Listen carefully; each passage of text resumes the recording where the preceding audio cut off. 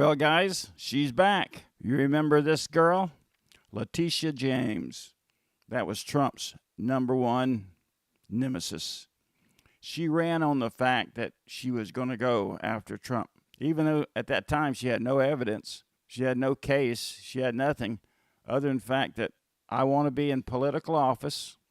I want to be the Attorney General of New York. And if you can help me get elected, I'll go after Trump. So I guess you could say he was guilty until proven innocent. But anyways, seems like things have backfired a bit. Poetic justice. I mean, this girl, you know, it's like the pot calling the kettle black. What is it with these Democrats? They're always projecting. You know, you're a liar because they're a liar. You know, you're hateful because they're hateful. It's always whatever they are, that's what they're saying Republicans are.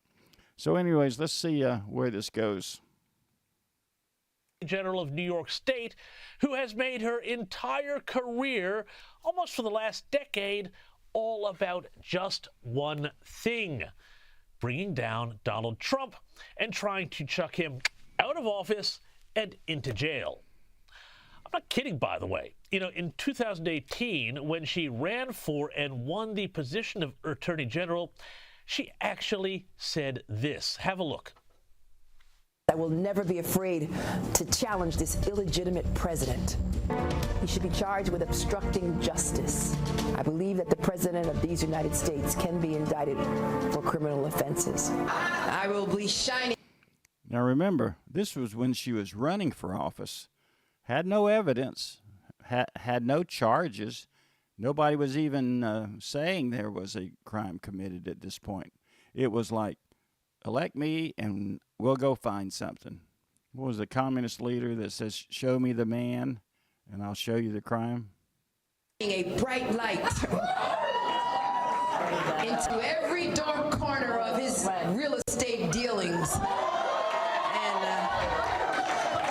And every dealing demanding truthfulness at every turn.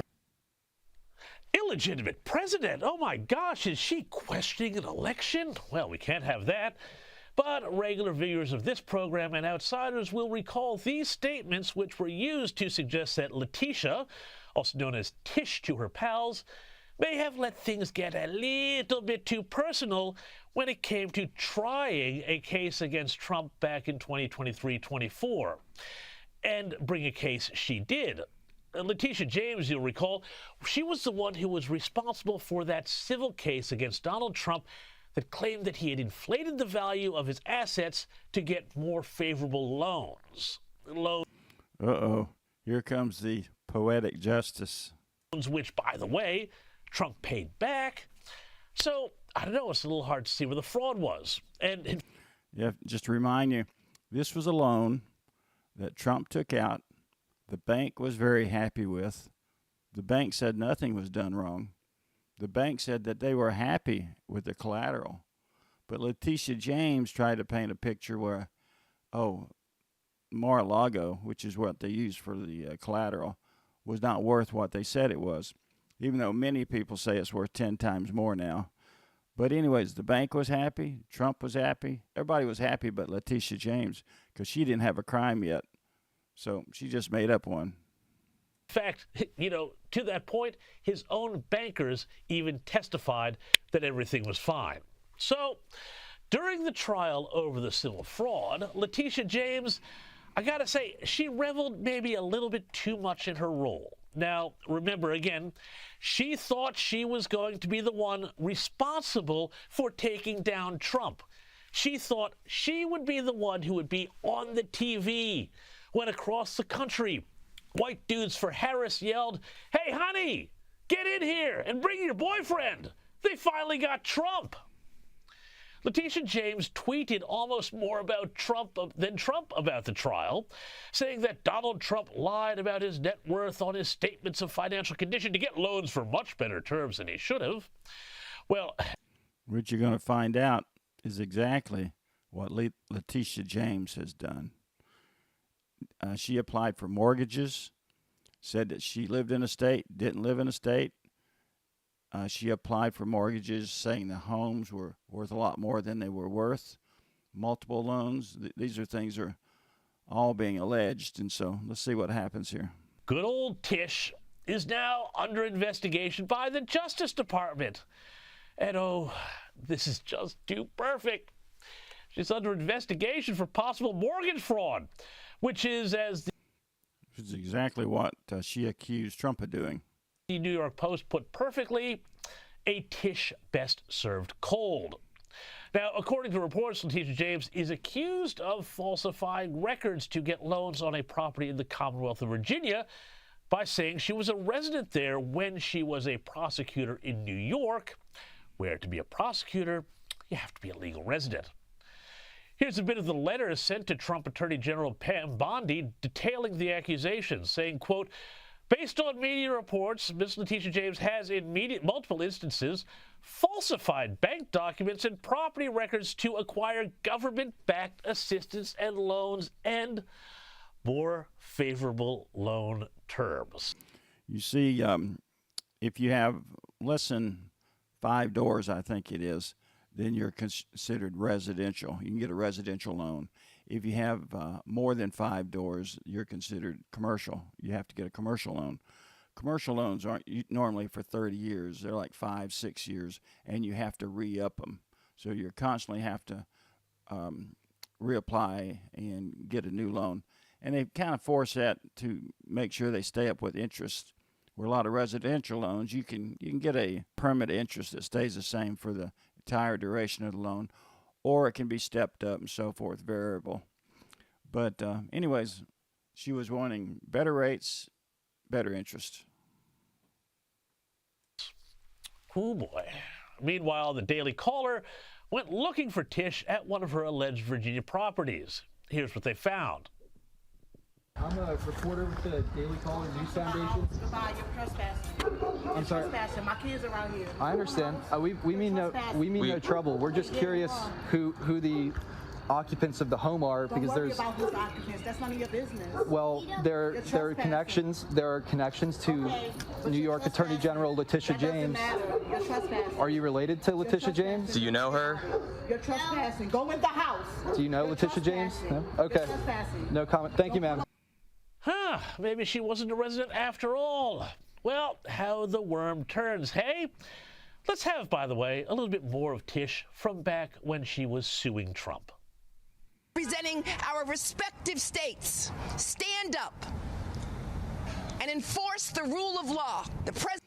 This girl, she just goes on and on about all this crap that she was doing. You've got to respect the law. Well, she wasn't. You've got to be above the law, which she wasn't. Anyway, I mean, how stupid can you be?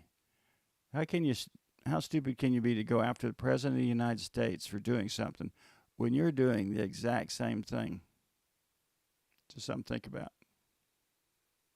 The President of these United States is not above the law. No matter how rich, powerful, or politically connected you are, everyone must play by the same rules. Please sue him for us. Oh, we're going to definitely sue him. We're going to be a real pain in the Pretty cocky behavior, especially given that mortgage fraud carries penalties of up to 30 years in prison and $1 million in fines. She applied for a loan that says she was a resident of another in another state. Though let's be fair, I'm sure that I doubt anyone is actually doing that kind of time. But she thought she had it. She thought she had Trump in the bag.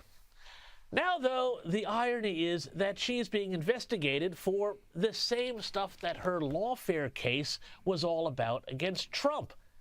And now she and her supporters are saying, well, no, this is all just bogus lawfare by the Trump Justice Department. And James, for her part, is well defiant, if a little less cocky.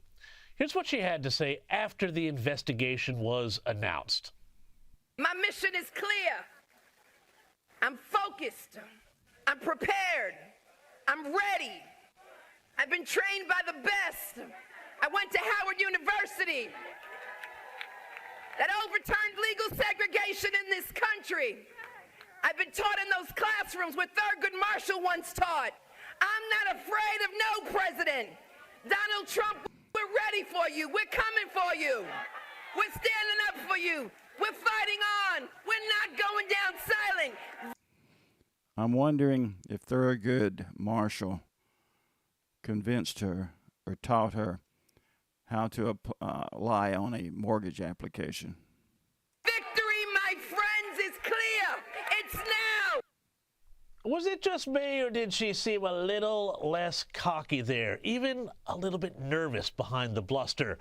Meanwhile, when the New York Post tried to question her about all these matters, well, she pretended to be on her phone. Hey, where have I seen this before? Oh yeah, Kamala. Our Tish learns from the best. Look, there's a lot more that's going to play out here, but I wanted to share this story with you because it's important and because it is such a wonderful bit of poetic justice that illustrates one of my favorite sayings.